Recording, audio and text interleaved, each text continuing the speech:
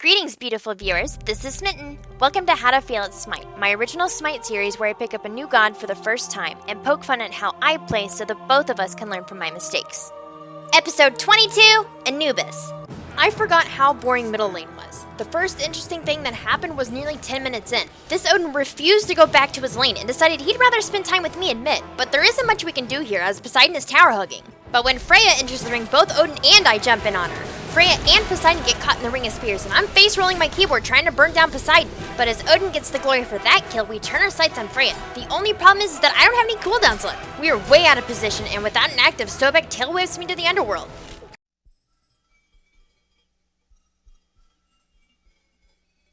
Me and my middle lane mate Odin are back in the action. Poseidon is MIA and Artemis is doing a great job at poking away at my health. Once I turn back around, I see that Poseidon is shown back up, ready for another brawl. I move forward to lay down grasping hands, but once I hear Tusky, I turn around and run away, even though I was way out of range. Out of mana, I wave my staff around at the pair. Come hither, foul beast, and let me hit thy body with my staff projectiles. Ha! Thine arrows did nothing, 'tis but a scratch. Dost thou not knoweth who I am? I am Anubis! I am the Embalmer! Well, I am the god of death.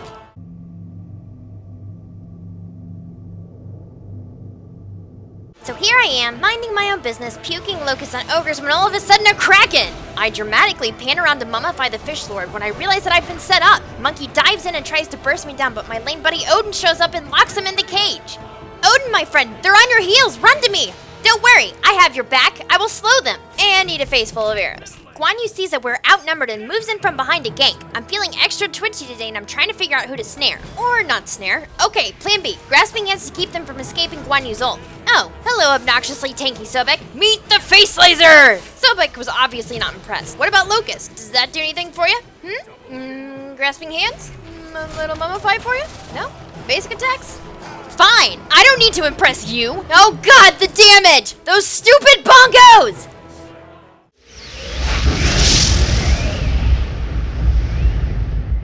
We arrive at the scene of a crime. The suspect is desperately trying to take down my tower, but little does he know that I brought handcuffs and a taser! He's desperately trying to evade capture and burns every skill at his expense, trying to make this tower push worth it. But justice catches up to us all. With Poseidon out of the equation and my whole team handy, we move forward to push their tower. If you're unaware of or haven't seen my other fail videos, I love enemy towers. I will YOLO all day long just to take one of them out. I barely step out of range of Monkey's ult and turn to see Guan Yu taking tower hits like a boss. I find the receiving end of a hefty overhand smash and turn to retaliate with Mummify, but miss and turn my attention back towards the tower. Just please let me see the rubble effects! I bought an Aegis? When will I ever need to use that? I'm back from the dead and on my way to save Odin, who's being chased down by Monkey and Sobek. I get grasping hands down but miss my Mummify. No! Stop chasing him! He's just turned his life around! Wait, why am I chasing down a full health carry and a tank as a squishy? Poseidon flies in and ults, but some quick face rolling, I wrap him up and burn him down. As soon as I can move again, I try to reposition myself for the next fight. Both me and Monkey get reminded of how much rainbow nukes can hurt. I Aegis for no reason and start my retreat, but when Monkey gets taken out, I turn around to face them?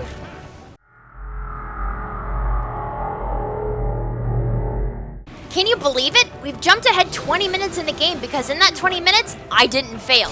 But don't worry, the fail is strong with this one.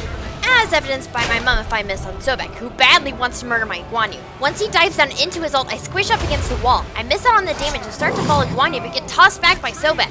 I turn and line up my wrap and it actually connects. I try to burn him down with Locust but get interrupted by Tusky. It's time to get the hell out of here. Monkey pulls out those bongos and I use beads to get out of the fear and slow, but Sobek pulls me back into the fight. Tail puts me back even further and Monkey makes the killing blow.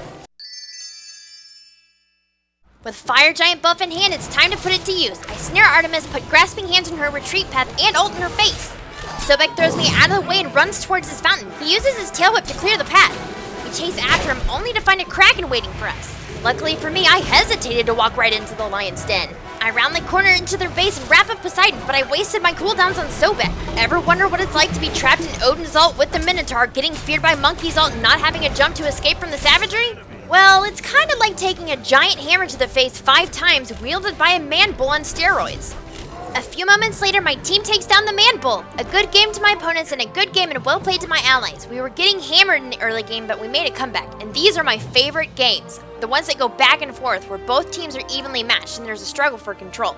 Anubis is awesome! I love what the last patch has done to him. Not only does he look better with the FX improvements, but his basic attacks are actually useful. He now gets 5% magical lifesteal from his passive, and I can go on, but I'll save that for a second because I gotta show you something. Can we talk about the hit-miss ratio of those mummifies?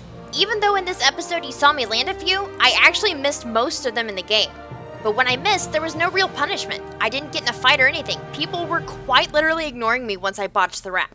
Want to know how to land them? Don't aim too carefully. That's what works for me. But while you're practicing your newest wraps, here's my mummify fail montage. Your left tower is under attack. An enemy has been slain.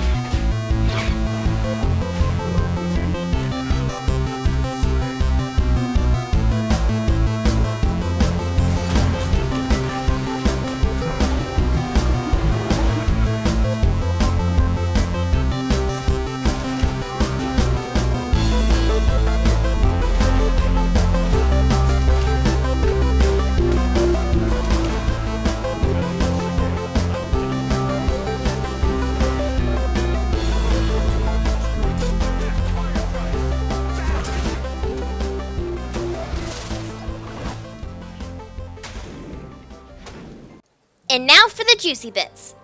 Anubis' passive, Sorrow, steals 7 physical and magical protections from enemies hit by his abilities to a maximum of 3 stacks, while also granting him a 5% magical lifesteal for 5 seconds. In addition, Sorrow grants him 30% reduction to all CC effects, which is pretty necessary for a god who stands still often, can only race a slug, and has no real escape mechanic. His number 1, Plague a Locust, is a conal attack that deals 35 to 95 magical damage scaled by 40% of his magical power, which takes every half second for 3 seconds. While channeling, he is immune to knockback, which is a good tool you can use to defend against the Sobek's Tail Whip, if you time it correctly. Throw point into this at level 2 and max it second.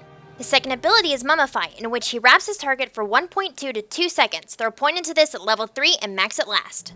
Grasping Hands is his third ability, a ground target AoE that deals 25 to 85 magical damage scaled by 35% of his magical power, taking once every half second for 2 seconds. In addition, it also slows targets in its radius by 25%. Throw point into this at level 1 and max it first, as this is your primary means to clear waves and set up damage combos. His ultimate, Death Gaze, is your standard phase laser. He erects himself and blows forth a beam of pure justice to eradicate any opponent foolish enough to stand in it. This deals 70 to 130 magical damage scaled by 45% of his magical power, taking once every 0.3 seconds for 3 seconds. This ability also makes him completely CC immune. Just casually point yourself in the direction of something that needs dying and it'll do it. Throw point into this whenever it's up, unless at level 9 you'd like to finish your Grasping Hands and then level this at level 10 instead. As for item builds, if you're mid lane, start off with Vampiric Shroud and then continue with this build. If you're side lane, feel free to ignore Vampiric Shroud and go straight for Shoes of the Magi, followed by Chronos Pendant to really reduce his cooldowns, which is an absolute must for Anubis. After that, pick up Gem of Isolation to add additional slows to keep your opponents in the range of your abilities, and then pick up either Spear the Mages if they're stacking magical protection, or if you're underfarmed, or go straight for Wada Tahuti if you're well ahead and don't need the penetration. Next on the list is Obsidian Shard, and rounded up by Bancroft's talent. Seeing as he can't escape, protections aren't as important as just burning down your opponents as quickly as possible. But if you feel they're necessary, for magical protection, pick up Bulwark of Hope if you're getting burst down too quickly, but preferably choose Void Stone so you don't lose out on the additional magical power. And as always, buy Hide Enemy in Line for physical defense. This is almost a must-buy item across all gods because of the current jungling meta. And so concludes the guide on Anubis. If we tickled your fancy, make sure to rate and subscribe for upcoming videos. You can also come hang out with us on Facebook and Twitter. And don't forget to follow us on Twitch to see us streaming live. Links in the description. Feel free to leave your suggestions on how to play this god, as well as any feedback you have for us in the comment section below. Thanks for watching. I'm Smitten, and I'll see you next time.